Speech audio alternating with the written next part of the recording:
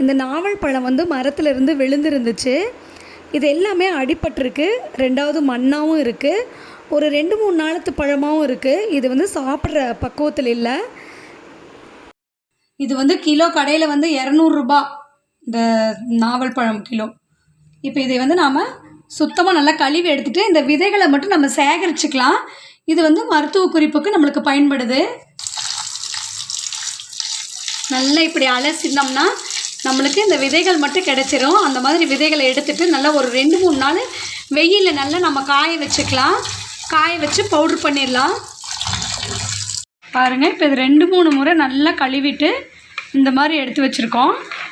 எவ்வளோ நாவல் பழம் இருந்தது, ஆனால் பாருங்கள் இந்த அளவுக்கு தான் நம்மளுக்கு விதைகள் வந்திருக்கு.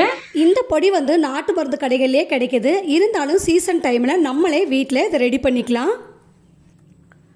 பாருங்கள், இந்த நாவல் பழமெல்லாம் நல்லா காய வச்சு எடுத்தாச்சு. எப்படி சலசலன்னு சத்தம் கேட்குது பாருங்கள்.